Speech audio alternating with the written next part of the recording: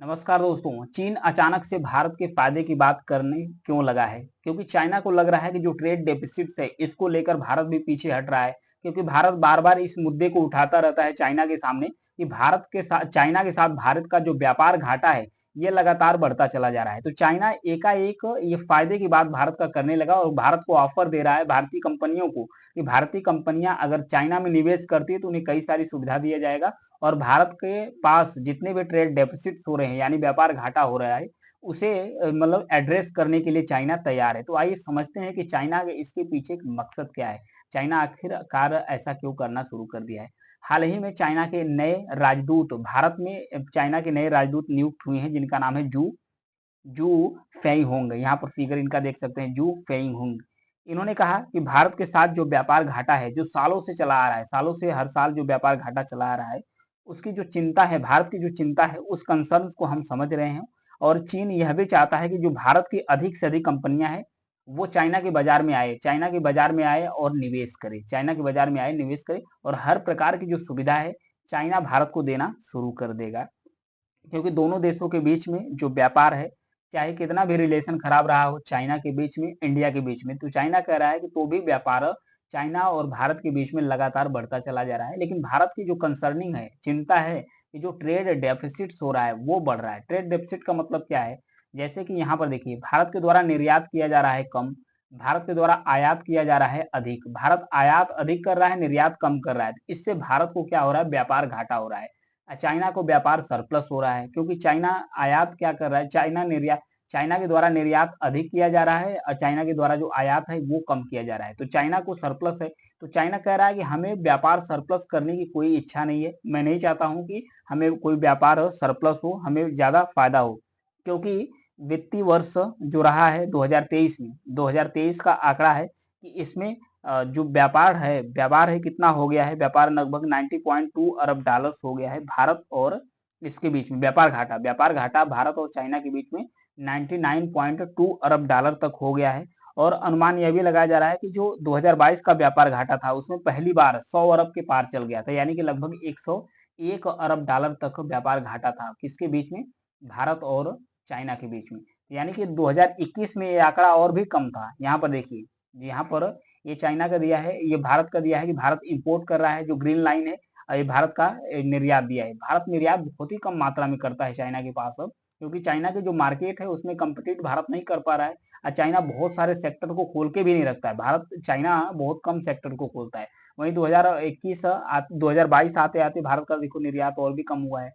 तो जो trade deficit है और भी कम हुआ है। तो इन सारे मुद्दे को लेकर भारत कंसर्न जाहिर किया है चाइना के ऊपर, क्योंकि चाइना को भी चाहिए एक बड़ी मार्केट, चाइना को चाहिए ट्रेड। क्योंकि यूएसए के साथ, यूएसए यानी अमेरिका के साथ अभी ट्रेड वार चल रहा है। ट्रेड वार चल रहा है चाइना का। तो चाइना को बहुत ज्यादा घाटा है क्योंकि जो यूएसए की मार्केट है बहुत सारी चीजें चाइना की जो प्रोडक्ट्स है उसको बैन करके रखा है। फिर यूरोप के भी कई सारे मार्केट्स हैं, वहां भी चाइना को बहुत ज्यादा एक्सेस नहीं मिल रहा है। यूरोप की कंपनियां हैं जो चाइना नहीं जाना चाहती हैं। फिर उसके बाद जापान से भी चाइना का विवाद है, वियतनाम फिलीपींस से भी चाइना का विवाद है। तो मैक्सिमम देशों से चाइना का विवाद है। तो उसको लेकर चाइना के ट्रेड पर असर पड़ा है। तो चाइना की जो इकोनॉमी है अभी स्लो डाउन हो गई है। चाइना की इकोनॉमी स्लो डाउन हो गई है। इंडिया की जो इकोनॉमी है वो अभी भी ग्रोथ कर रही है। इंडिया की इकोनॉमी ग्रोथ कर रही है, चाइना की इकोनॉमी स्लो डाउन हो गई है। तो चाइना चाह रहा है कि अपने जो मार्केट है, अपना जो व्यापार है उसको एक्सपेंस करे। तो वो भारत की तरफ रुख कर रहा है। क्योंकि जब अमेरिका से उसका विवाद चल रहा है तो चाइना सोच रहा है कि सारे विवाद को छोड़कर अब भारत की तरफ झुके और भारत को ऑफर तरह तरह की देना शुरू कर दिया है और बोल रहा है कि हम भारत की जो कंपनियां हैं उसको भी एक्सेस देंगे। अब भारत का कंसर्न क्या है? भारत यह भी कह रहा है कि देखो, अगर आप और भी जो सेक्टर्स है उसको ओपन करो, क्योंकि अनाज ही सिर्फ ज्यादा से ज्यादा अनाज का इंपोर्ट करता है चाइना। चाइना भारत से अनाज का इंपोर्ट करता है। अब वहीं अन्य सेक्टर्स, चाहे टेक्नोलॉजी का सेक्टर्स हो गया, चाहे फार्मास्यूटिकल्स का सेक्टर्स हो गया, इन सारे सेक्टर्स को चाइना के द्वारा बैन करके रखा गया, उसे ओपन नहीं किया है। तो भारत के द्वारा कहा जा रहा है कि जो औषधि क्षेत्र है, जो औद्योगिक क्षेत्र है, जो टेक्निकल एरिया का क्षेत्र है, उस मार्केट को भी चाइना के द्वारा खोला जाना चाहिए। अगर चाइना खोलता है तो भारत की कंपनी जरूर उसमें निवेश करने के बारे में सोच सकती है। और चाइना के द्वारा यह भी ऑफर दिया गया है भारत को कि चाइना चाहता है कि जो चाइना का अंतर्राष्ट्रीय आयात एक्सपो है, यानी कि जो इंपोर्ट एक्सपो है, चीन दक्षिण एशिया एक्सपो है, कैंटन फेयर है और अन्य मंचों पर जो भारत की भागीदारी है उसके लिए अधिक सुविधा देने के लिए चाइना तैयार है, क्योंकि भारत में इलेक्शन चल रहा है। तो इस इलेक्शन के दौरान ही अभी तक तो चाइना के द्वारा जो राजदूत है भारत में नियुक्त नहीं किया गया था, लेकिन इलेक्शन के बीच में ही भारत के इलेक्शन के बीच में ही चाइना अपना राजदूत भेज दिया है और भेजने के बाद अब फिर से अपना भारत के साथ व्यापार बढ़ाने के चक्कर में लग रहा है, क्योंकि जो चाइना है, चाइना से बहुत सारी यूरोप की कंपनियां हैं वो बाहर चली गई है।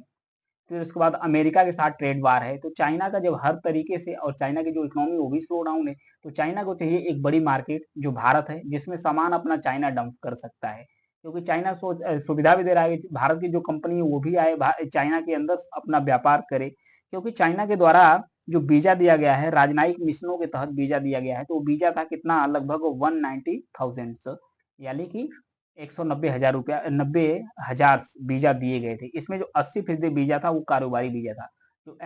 इसमें से जो 80% यानी कि जो 80% जो वीजा थे वो कारोबारी, यानी कि जो व्यापारी होते हैं, आते हैं, कारोबार करते हैं, वो वीजा है। बाकी 20% सिर्फ है वो टूरिस्टों के लिए है, स्टूडेंट्सों के लिए है, इन सब सारे सेक्टर्स के लिए सुविधा प्रोवाइड्स किया गया है। किसके द्वारा? चाइना के द्वारा। क्योंकि पूर्वी लद्दाख में चाइना और भारत के बीच में विवाद है। विवाद के बावजूद भी द्विपक्षीय व्यापार काफी हाई लेवल्स पर है। दोनों देशों के बीच में इतना विवाद होने के बाद भी जो व्यापार है, द्विपक्षीय व्यापार है, ये काफी अच्छे लेवल पर, यानी बढ़ा ही है। चाइना भारत के बीच में जो द्विपक्षीय व्यापार है ये बढ़ा भी है। इसमें कुछ आंकड़े बताए जा रहे हैं कि पिछले साल दोनों देशों के बीच में जो कोल व्यापार हुआ है वो बढ़कर कितना हो गया है, 136.2 अरब डॉलर तक हो गया, मतलब रिकॉर्ड लेवल पर पहुंच गया है। 136.2 अरब डॉलर तक पहुंच गया है, अरब डॉलर तक व्यापार पहुंच गया है भारत और चाइना के बीच में। वहीं इस साल की शुरुआत में भारत का जो व्यापार घाटा है वो बढ़कर कितना हो गया है, व्यापार घाटा 99.2 अरब डॉलर तक व्यापार घाटा पहुंच गया है इस साल के अंत तक, बताया जा रहा है। तो यानी कि जो व्यापार है दोनों देशों के बीच में अच्छा खासा चल रहा है, और हर देशों के बीच में जो चाइना का विवाद है और चाइना के जो इकोनॉमी स्लो डाउन कर रही है, दो तीन रीजन की वजह से चाइना अब भारत की तरफ देख रहा है, तो भारत एक बहुत बड़ा मार्केट है और चाइना सोच रहा है अगर भारत के मार्केट पर कैप्चर किया जाता है, क्योंकि भारत दुनिया की सबसे बड़ी आबादी वाला देश है, तो वहां चाइना बहुत सारे अपने प्रोडक्ट्स को बेच सकता है और चाइना अपने इकोनॉमी को बूस्ट दे सकता है, क्योंकि और भी छोटे छोटे देश है जहां चाइना का इन्वेस्टमेंट है, वहां वो छोटे छोटे देश धीरे धीरे क्रैश कर चुके हैं, जैसे पाकिस्तान, चीन, बांग्लादेश हो गए। उनकी जो इकोनॉमी है बहुत फास्ट चल नहीं रही है, तो इसलिए चाइना अब दूसरा कार्ड खेलना शुरू कर दिया। इलेक्शन के दौरान ही अपने राजनयिक जो राजदूत है वो नियुक्त कर दिया भारत के अंतर्गत। जो राजदूत हैं, जो जू फेईहोंग है, वो तरह तरह के ऑफर भारत को देना शुरू कर दिए। तो ये है चाइना की रणनीति, ये है इसके पीछे का मकसद चाइना का, कि चाइना का जो इकोनॉमी स्लो डाउन है उसे बूस्ट करना, और जो ट्रेड वार चल रहा है यूएसए और अन्य देशों के बीच, उसको चाइना सोच रहा है कि वो एक अन्य मार्केट में जाकर अपनी इकोनॉमी को बूस्ट करे और जो उसका इकोनॉमी स्लो डाउन चल रही है उसको आगे बढ़ाए। तो ये था चाइना का मेन मकसद। Thank you.